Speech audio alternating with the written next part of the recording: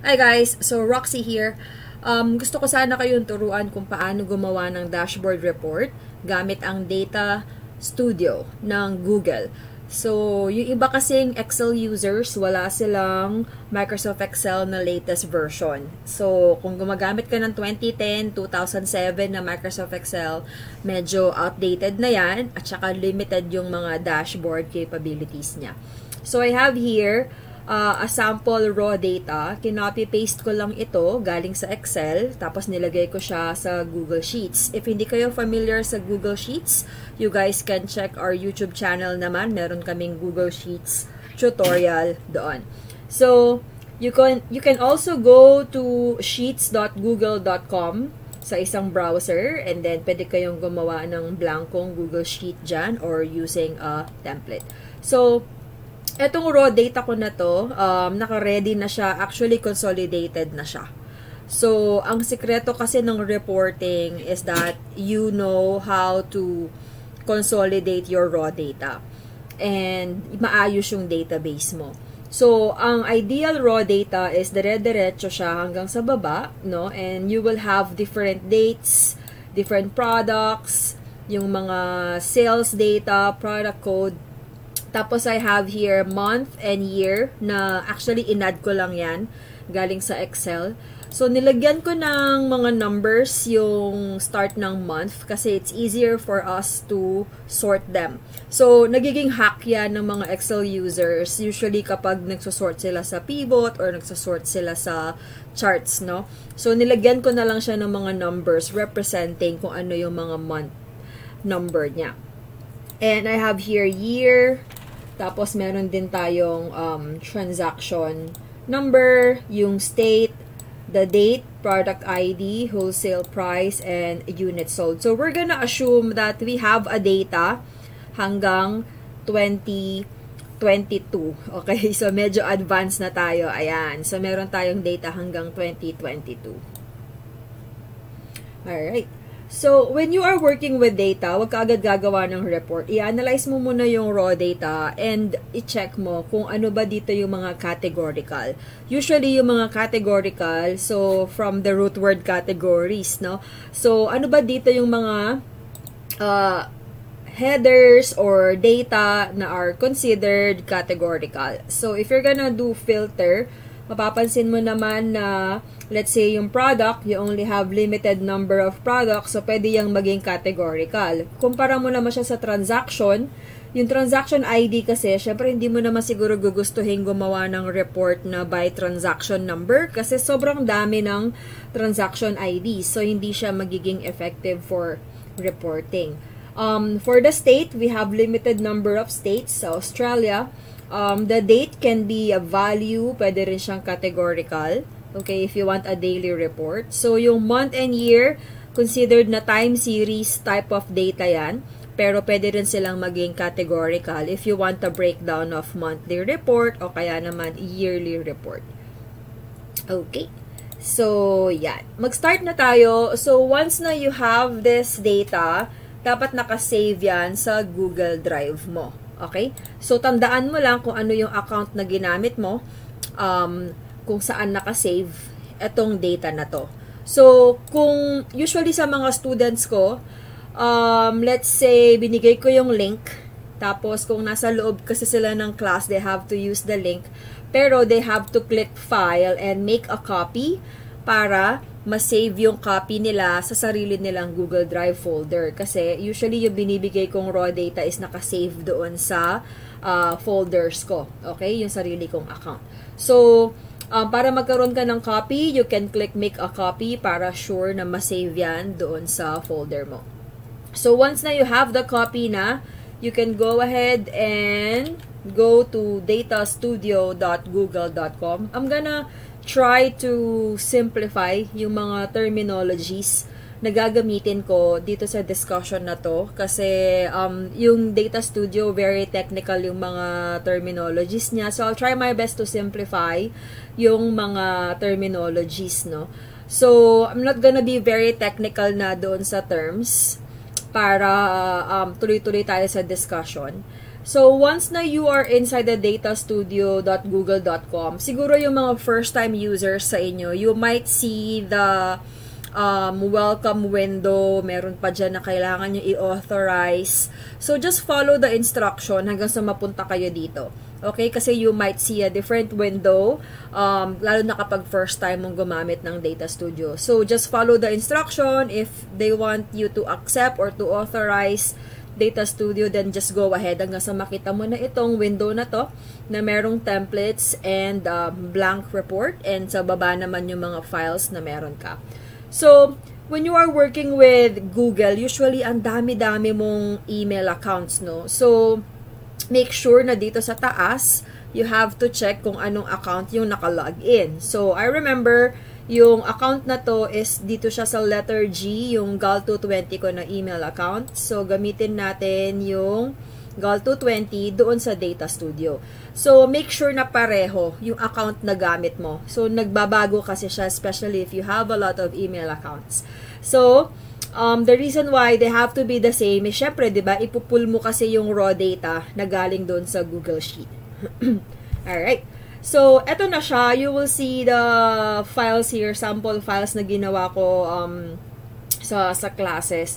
And I would like to create this tutorial kasi yung recording ng mga sessions namin usually mahaba, mga 2 hours sila kasi I'm assisting the students as well.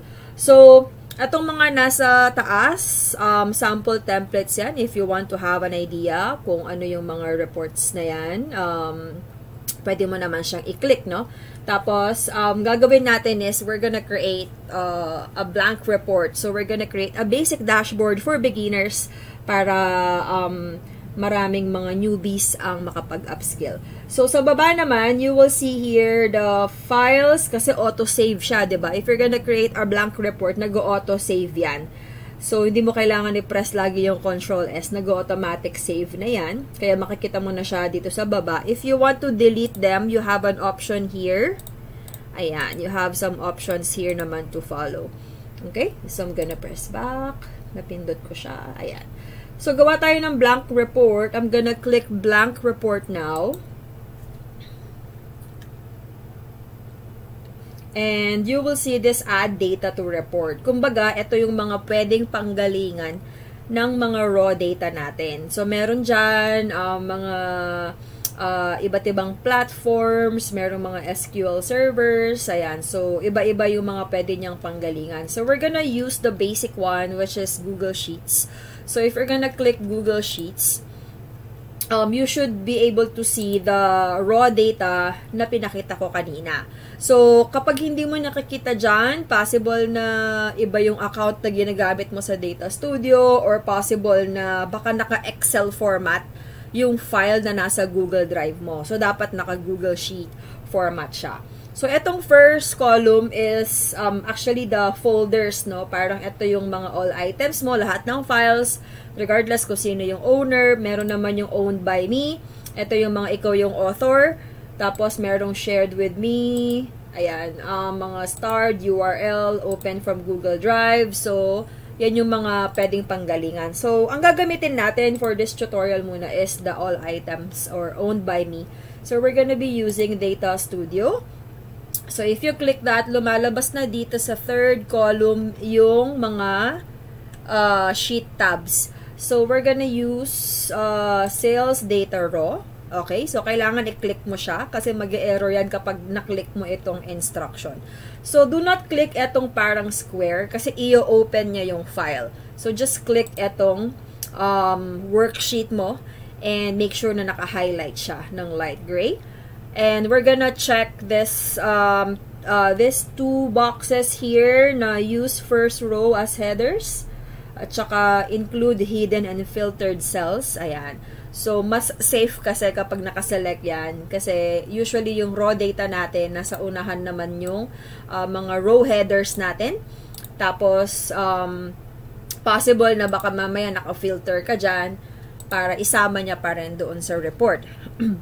So, just click add. Tapos, you will see here, add to report. So, click mo lang yung add to report. So, immediately, meron ka ng blank page. sa Data Studio, and you will see a table here. So, itong table na to, pwede mo naman siyang i-delete kasi we're gonna create our report from scratch. So, right-click mo lang, delete, o kaya naman just press delete on your keyboard. So, dito sa right side, you will see theme and layout. So, Data Studio is asking you if gusto mo bang gumamit ng theme or layout para sa report mo. So, usually ginagamit ko dito dark color, but before we do that, make sure na tanggalin muna natin yung grid lines kasi ako medyo OC sa Excel. So, inaalis ko muna yung grid para magmukhang canvas yung aking page, and dito ko kasi ilalagay yung mga objects. So, I'm gonna click etong dark na layout, etong constellation, okay? And then, you will see na mag-a-apply na siya dito sa page mo. So, una kong ginagawa dyan is to add a text. Ito yung text box. Okay, may letter A na square. So, you can click that. Tapos, you will see na yung cursor mo nagbago. And ang kailangan mo lang gawin is gumawa ng box dito sa bandang taas. Then, you can type dashboard performance report. So, etong text box mo, pwede mo naman niyang ilipat, no? So, ayan, i-drag mo lang siya. Drag and drop lang naman siya. So, mas madali kapag nakikita mo yung mouse pointer mo na nagbabago, na ganito yung itsura niya, then you can drag it, no? Pwede mo na siyang i-drag. So, etong red na vertical line na nakikita mo dyan is actually your indicator na yun yung center ng page. So, kapag lumabas na yung red line, ibig sabihin na i-center mo na yung text box mo. So, what you can do next is to format this. So, dito sa right side, yung text properties mo. So, pwede mo siyang i-center. Tapos, palitan mo yung font size. Tapos, you can change the font style. So, when you're creating a report, make sure na readable yung mga font style na ginagamit ninyo. Okay? When creating a report kasi, it's all about the readability. And once na naayos mo na, you can also change the font color. Ayan, pwede kong pumili dito. Okay? So, let's try to use blue theme. Alright? And then, meron tayo ditong background. So, if you want to add the background, for example, pwede rin naman. Okay? Tapos, iangat na natin ng konti. Alright? So, marami pang options dyan, but basically, yan na lang muna ang ating gagawin for now. So, ang next na step natin is, yun pala, don't forget to change the untitled report to the file name convention na prefer mo. So, dashboard report. Ayan. Tapos, auto-save naman yan sa mga Google Drive folders ninyo. So, next is, we're gonna click add a chart. So, add a chart. And marami ka nang makikita ditong mga objects. So, meron siyang table, meron siyang scorecard, time series, meron tayong bar, pie, Google Maps, geochart, line, area, scatter, pivot table, bullet, and tree map. So, gamitin muna natin yung mga basics sa ating charts. Huwag kayong magpapalito kasi dito sa baba, merong line. Sa taas, meron ding mukhang line. Pero yung nasa taas, time series yan. Okay? Time series yan. So, dapat yung line yung gagamitin ninyo if you're gonna create a line chart. So, for now, let's try to use etong pie. So, I like etong donut na to. I really like it. Sa data visuals na madalas akong gumamit ng donut. So, while you are moving your donut, no, kung saan mo siya ilalagay, lumalabas yung red na line, no? That's just some of your guide lang kung tama ba yung pagkakapwesto ng mga objects mo. And let's try na i-add mo na siya dito sa baba. Kasi we're gonna add more objects pa sa taas. This is my donut report. So, ang mangyayari is, eto, meron na siyang breakdown by state. Tapos, meron siyang percentages. Yung mga percentages na yan, represented doon sa ano ba yung metric mo. So, dito sa bandang right side, no, kailangan mong kabisaduhin yung mga nandito. So, ang gagamitin muna natin dyan would be dimension, okay, at saka metric. Alright. So, yung metric as of this moment nakalagay is record count. So, we don't want to count the records sa report natin. We want to have a sales percentage by state. So, hanapin mo lang yung sales. Okay? So, immediately, mag-a-apply na siya dito. Ito yung percentage of sales, no? Pwede rin yung mismong sales, yung value in dollar format. Pero, usually, when you're creating pie charts or donuts, naka-by percentage talaga siya. So, yung dimension naman, currently, eto siya, naka-state siya. Make sure that you are reading kung ano yung nakalagay na label, which is dimension. Yung dimension, yun ang parang breakdown ng report mo. Ano ba yung gusto mong report? Gusto ko ng by state na report. Gusto ko ng by department. Gusto ko ng by location. So, yun yung parang breakdown mo. So, dun ka pipili ng dimension. So, isang dimension lang muna yung gagamitin natin kasi it will complicate the report kung marami ka na kaagad ilalagay na dimensions. And when you're creating a report kasi importante yung simplicity din. Okay?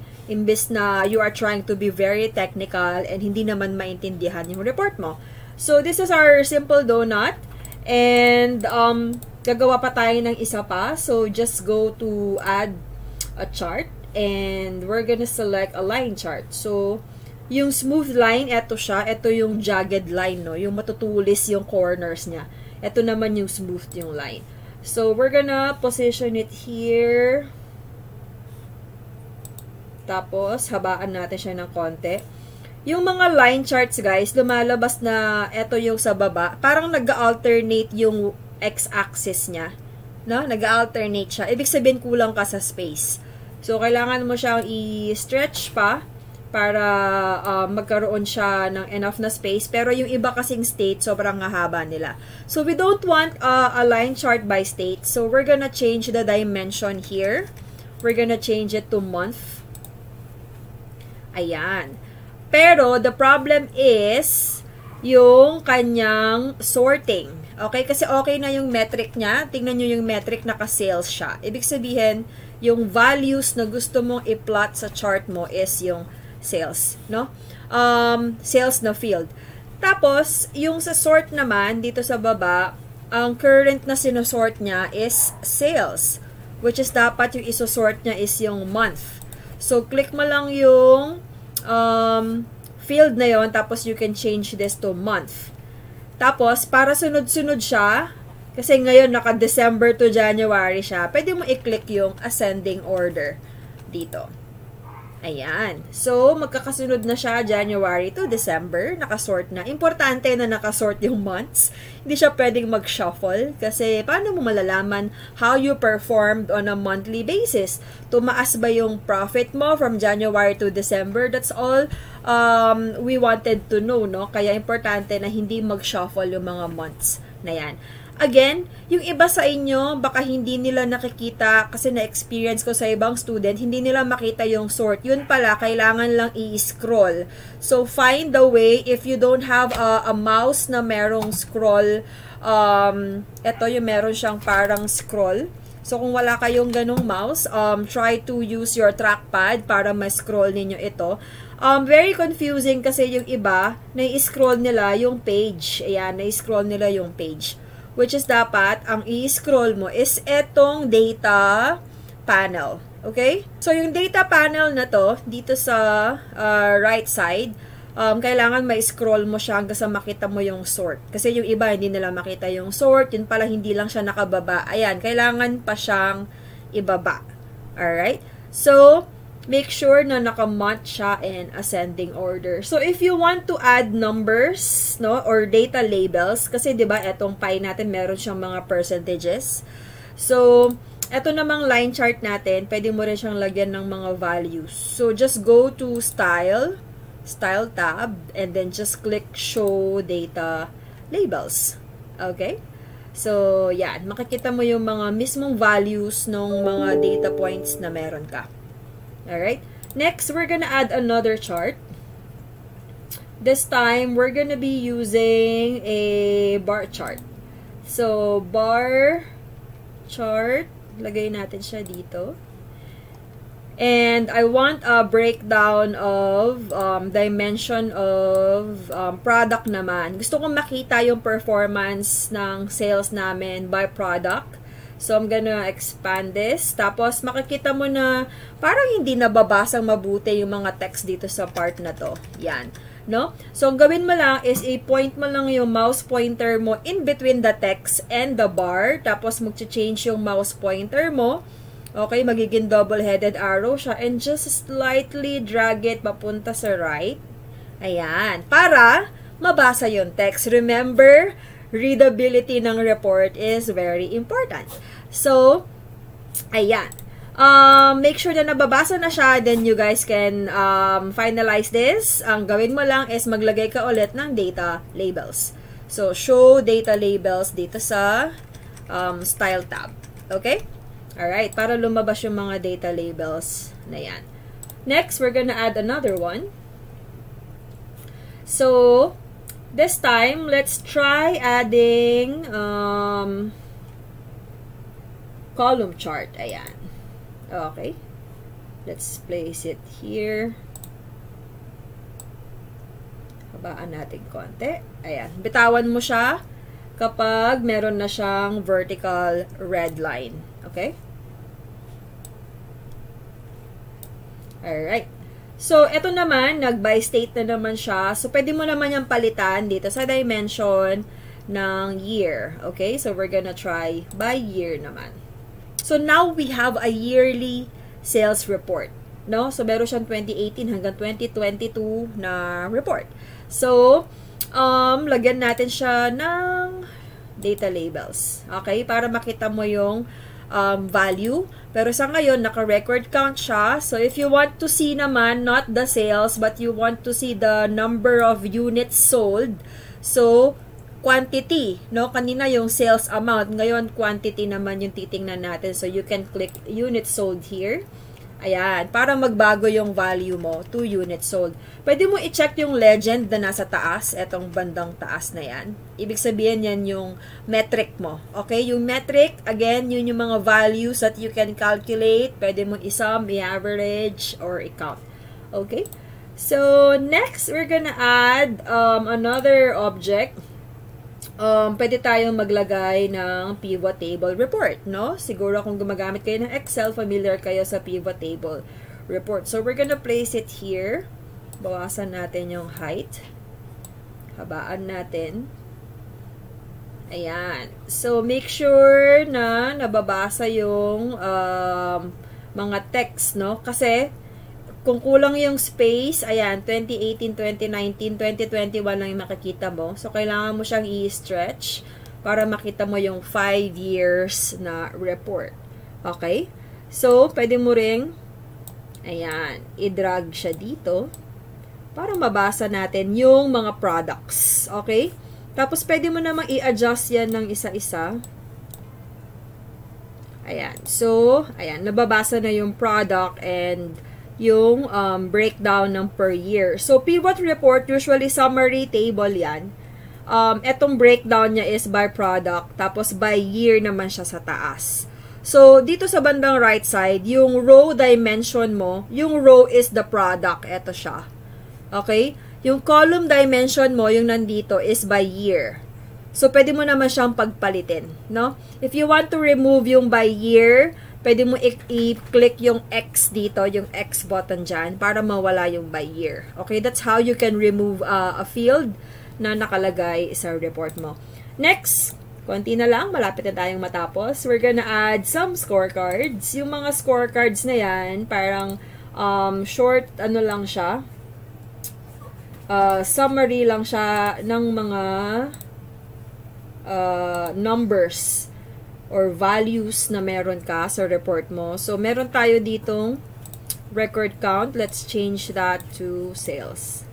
So, makikita mo na 2.7M. So, what if gusto mo makita yung buong value? Punta ka sa style.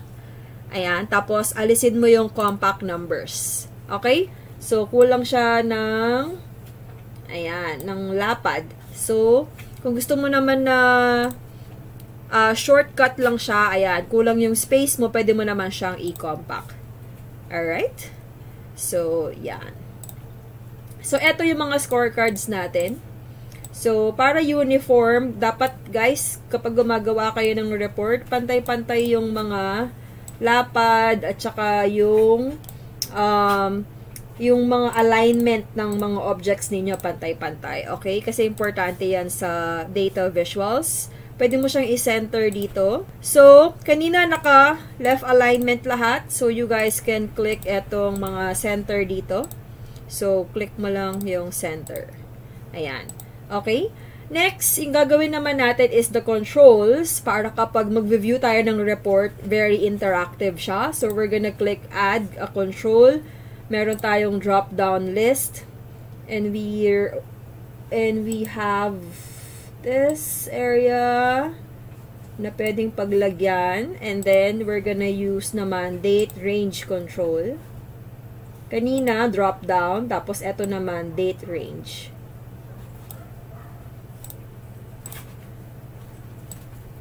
Okay?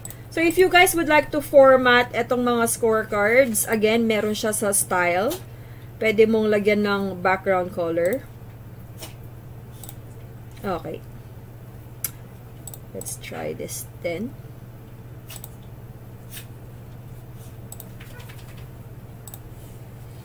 Ayan. Okay. Tapos, palitan natin yung font size. Alright.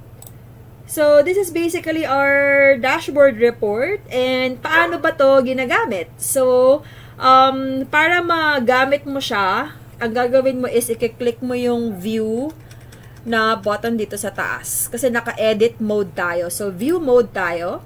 And you will see, ito parang nag-full screen siya. Alright? So, ang gawin natin, let's say, gusto ko lang makita is ang report na 2019 and 2020. So, ang gawin mo lang, click mo yung year. Tapos, tanggalin mo lang yung ibang year na ayaw mo makita sa report mo. So, automatically, your report is updating dito sa baba. It's just 2019 and 2020 na lang ngayon. Okay? Ayan. So, nagbago siya lahat. So, if you want na ibalik lahat, just put a check mark there o kaya naman dito sa year. Ayan. Okay, if you want 1 month lang, edi isa lang yung i-check mo dun sa listahan. Ayan. So, ayan, 1 month na lang siya. Okay, balik natin.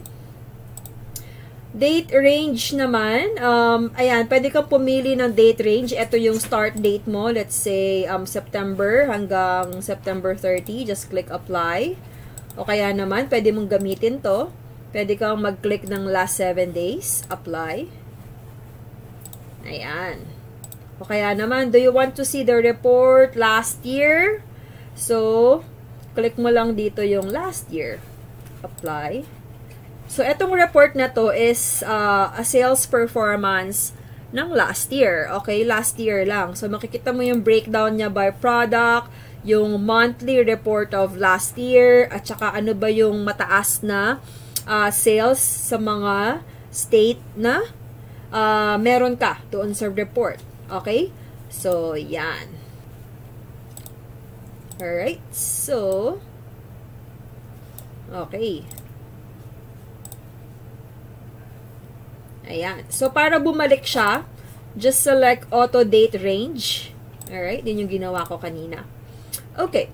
So, ito na yung basic dashboard report mo and parang nagiging breakdown kasi yan ng raw data mo. So, summary siya, tapos naka-breakdown siya by state, meron siyang by product. Do you want to see the performance on a monthly basis, on a yearly basis, diba? Instead of trying to open different reports. So, yung mga dashboards na ginagawa usually ng mga analysts, ganito na yung itsura. And this is a basic one for you guys to try. And para bumalik tayo sa edit kanina, click mo lang itong edit button sa taas. Okay? So, ito naman, if you don't want yung year, you can just click this and punta ka lang dito sa control field. Ayan, control field. And you will see here some of the options na pwede mong magamit. If you want to have a drop down per product, pwede naman by month. So, it's totally up to you. Okay? So, again, control field siya papalitan. Yung date range naman, don't forget na sa add control, that's a date range control. Drop down list naman yung year na pwede mong palitan. Yung laman ng date range, syempre static na yan. Yung laman ng drop down, this is something that you can change. Okay, baka kasi mamaya palitan ninyo ito ng by year, pero date range to, so hindi siya pwede. Okay? So, ang iniiwasan natin na mangyari sa mga report nyo is magkaroon kayo ng mga maling axis or maling dimension. So, let's say, for example, etong part na to, meron tayong dimension na product. Tapos, ang pinili mo sa product is yung sales. Yung mga dimension, guys, dyan nyo ilalagay yung breakdown na gusto ninyo. Yan yung mga categorical na data na meron tayo. If you remember, mga categorical, mga state, product, pwede yung product code, month, or year, mga categorical yan. Pero pag sinabi nating mga values, yan yung sales, yan yung price, o kaya naman yung unit sold. So, yung mga values na data, hindi mo sila pwedeng ilagay sa dimension kasi it will mess up your report. So, subukan natin dito sa product. Kapag nilagay mo dito is sales, ayan, naiintindihan mo ba yung report? So, ang dami-daming numbers and siguro ayaw mo naman magkaroon ng breakdown na by sales, diba? So, nakakalito siya basahin. So, pag ganun yung nangyari sa report mo, check your dimension and make sure na walang laman yung breakdown dimension mo dito sa baba. Dapat wala siyang laman. Kasi kapag may laman yan, magkakaroon pa yan ng maraming fields, no? So, sa dimension, dapat ang ginagamit natin, mga categorical. So, we're gonna use product. So, kapag naglagay ka ng dimension, let's say, product code. Ayan. So, magulo na siya, no? Kasi marami kang mga product code. It will just complicate your report. So, make sure na wala to. Just click X. And, importante, ang goal natin is makagawa tayo ng simple report which is very readable and simple siya kasi that's what we want for our readers, no, to understand our report and to be able to extract story na hindi sasakit yung ulo ng reader, no, very clear yung storytelling ng report mo and dapat yung 10 seconds rule, no, dapat I can interpret the report within 10 seconds, so make sure na walang mga multiple data na lalabas dyan. Alright, so always check if, let's say, your report looks very complicated. Let's say, atong part na to, nag-add ka ng metric na, di ba, meron kang unit sold, naglagay ka ng sales. So, dalawa yung metric na kino-compare mo. So, eto kasi guys, malayo ang interval ng sales versus the unit sold. Kaya ganun yung lumabas. So, try to simplify. Kahit isa lang mo ng metric yung gawin ninyo for this project. So, this is your dashboard report and auto-save naman yan. Pwede kang pumunta sa datastudio.google.com if you want to check yung mga files na ginawa mo in the past. And if you want to add a page, you can click another page here. Ayan, so you will have a second page na to. Alright, so page 1 mo is nandito siya. Ayan. Okie dokie. So, I hope you guys learned something today and comment lang kayo sa channel namin if you have any questions or mag-message lang kayo sa aming page which is facebook.com/excelhubtrainingservices. Thank you!